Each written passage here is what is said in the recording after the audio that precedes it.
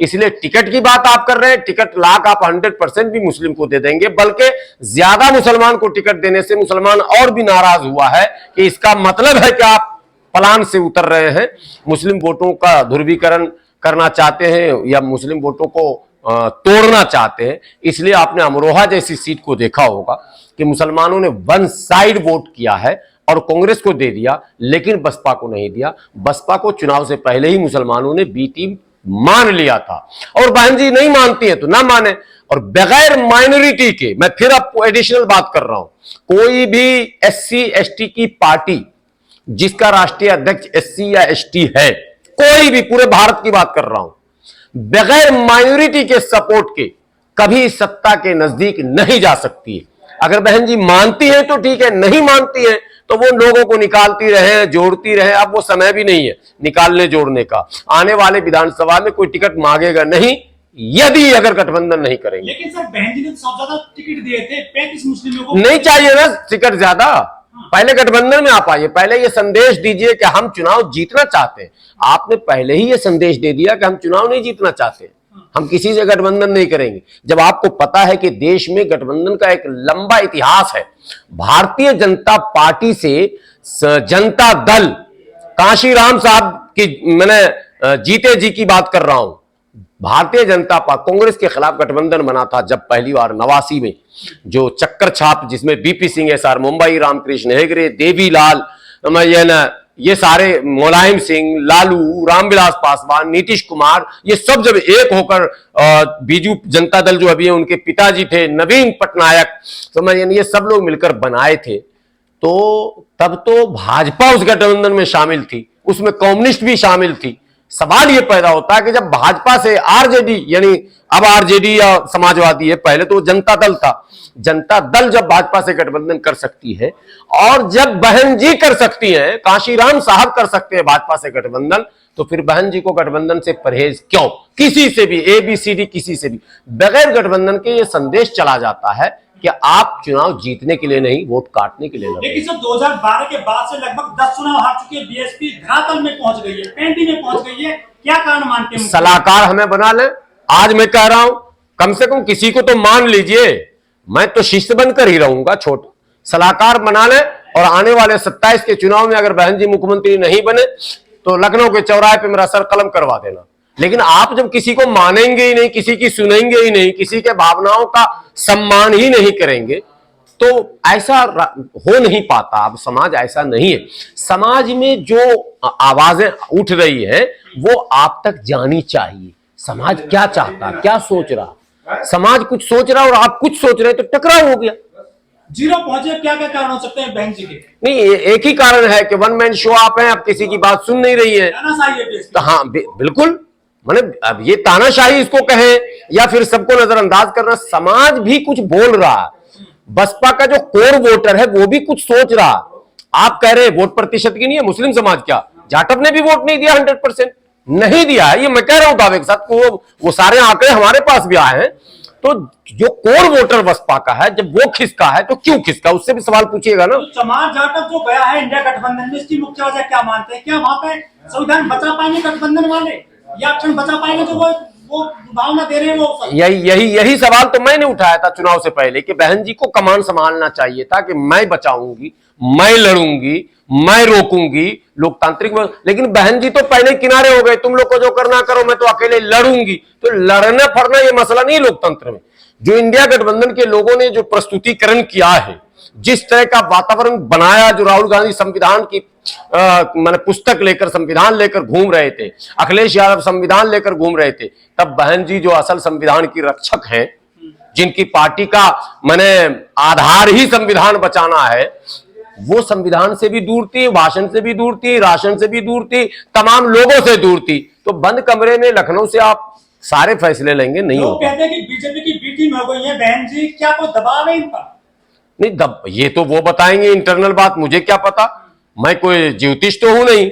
लेकिन इंसान रोटी खाता है, बैठता है, सोचता है, अनुमान लगाता है। हर लोग यही सोचते हैं कि आखिर क्या कारण है, क्या हो गया बहन जी को जो इस तरह का चुनाव लड़ी। देखिए, मैं बार बार उदाहरण दे रहा हूं कि नरेंद्र मोदी के पास 303 सीट, फिर वो 42 पार्टियों से गठबंधन, राहुल गांधी के पास एक बहुत बड़ी राजनीतिक विरासत, फिर भी वो तमाम पार्टियों से गठबंधन, और गठबंधन की तो आपको हैरानी होगी कि तेजस्वी यादव के बातों के सामने सिरंडर हो गए राहुल गांधी, इस तरह का गठबंधन किया।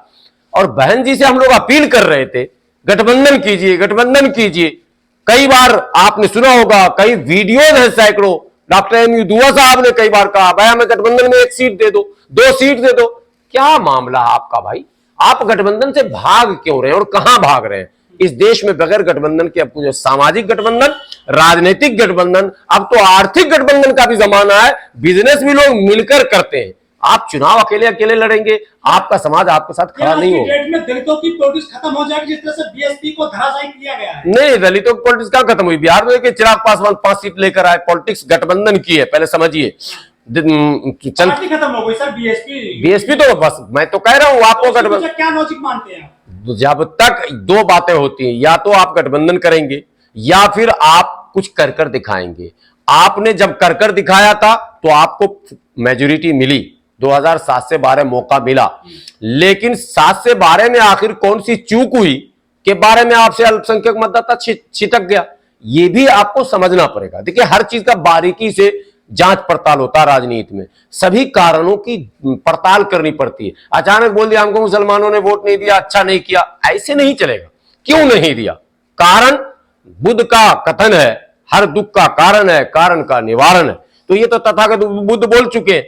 तो बहन जी को इतना ही समझ लेना है कि हार का कारण है, कारण का निवारण है, और आज भी निवारण है। आइए निवारण ढूंढिए, फिर से आप मेन स्ट्रीम में आइए। जो ये कहते हैं कि जब पार्टी में से लोगों को निकाला जाता है बार बार, ये मेन कारण हो सकता है। नेता सब चले गए हैं, डिप्टी सीएम बन गए हैं उत्तर प्रदेश में, जो बीएसपी से निकाले गए थे। ये तो मैं भी कह रहा हूं ना, मौर्य जी उसी से निकले हुए हैं, पटेल उन्हीं से निकले हुए हैं, राजभर उसी से निकले हुए, कुशवाहा, सरोज निकले हुए हैं, कितने वो बड़े बड़े दिग्गज जो अब राजनीति में दूसरे दलों में जाकर छा गए हैं, सब बसपा से ही तो निकले। तो ये कारण अपनी जगह पर एक है, लेकिन इससे बड़ी कारण है कि जन भावनाओं का आदर सम्मान नहीं हो रहा।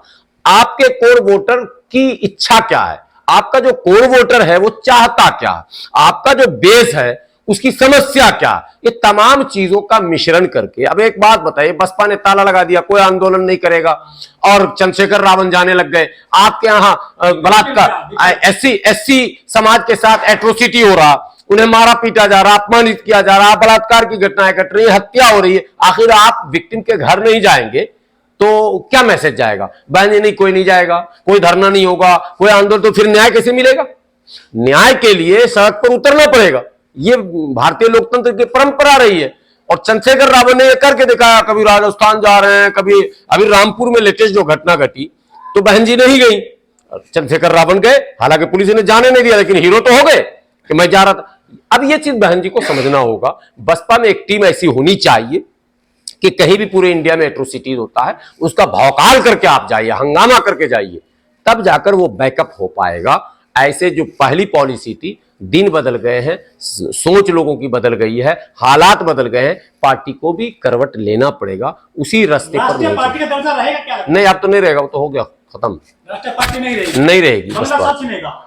देखिए बंगला छिनेगा या चुनाव चिन्ह छिनेगा, ये तो लीगल प्रोसेस है, इस पर मैं कुछ नहीं कर सकता। हाँ, छीन सकता वो, लेकिन राष्ट्रीय पार्टी अब बहुजन समाज पार्टी नहीं रहेगी, नहीं है, हो गया मामला खत्म। अब जो नेक्स्ट मामला होगा उसमें राष्ट्रीय मामला नहीं होगा, क्योंकि पूरा का पूरा वो 6% 8% वोट का जो मामला होता है, वो मामला इस बार नहीं हो पाया। न विधानसभा में हुआ, न लोकसभा में हुआ। वोट प्रतिशत भी गिरा, साथ में सीट हारना कोई मायने नहीं रखता, मत प्रतिशत का गिर जाना बड़ा मायने रखता है। जैसे हार जीत में मोदी जी भी जीते, राहुल जी भी जीते। मोदी जी 1 लाख वोट से जीते, राहुल 3 लाख वोट से जीते। ये मायने रखता है। चुनाव आयोग में जो आंकड़े हैं मत प्रतिशत के, उसके आधार पर पार्टियों के राज्य स्तरीय और राष्ट्रीय का मामला बना हुआ। तो बसपा का मर गया है। नहीं, मैं ये शब्द क्यों कहूं, हाथी लेट गया है, सो गया है। अब हाथी को जगाना, खिलाना, चलाना, ये एक मुद्दा है, इस पर गंभीर बहन जी को होना ही पड़ेगा। हाथी उठ पाएगा फ्यूचर में, क्या लगता है? नहीं, क्यों नहीं उठ पाएगा? उसको खुराक मिलेगा, उठ जाएगा। पर बहन जी को खुराक का इंतजाम तो करना ही पड़ेगा ना। अब बहन जी क्या क्या है, हमारे यहाँ प्रवक्ता नहीं होगा, कोई टीवी पर नहीं जाएगा, कोई अखबार में बयान नहीं देगा, कोई सड़क पर, ऐसे पार्टी अब नहीं चलेगी आज के दौर में। आज के दौर में एक नेता से पार्टी नहीं, नेताओं का पूरा एक सेटअप होता है, कोई टीवी में भी चिल्ला रहा, कोई अखबार में बयान दे रहा, कोई सड़क पर खड़ा, बसपा बसपा बसपा, तब जाकर पार्टी बनती है। वो चीज बहन जी ने खत्म कर दिया, लीडर बनने नहीं दिया किसी को। लोग कुरहन महसूस कर रहे हैं, लोग भागने लगे, दूसरे जगह जाकर चिल्लाने लगे। देखिए स्वामी प्रसाद मौर्य कितना चिल्लाए, पूरे देश में छा गए चिल्लाकर। ये अलग बात है कि चुनाव हार गए, लेकिन छा गए, ये मानना पड़ेगा। जो सच है तो सच है, आपके दल में रहकर कोई छा नहीं पा रहा, ये एक बड़ी बात है।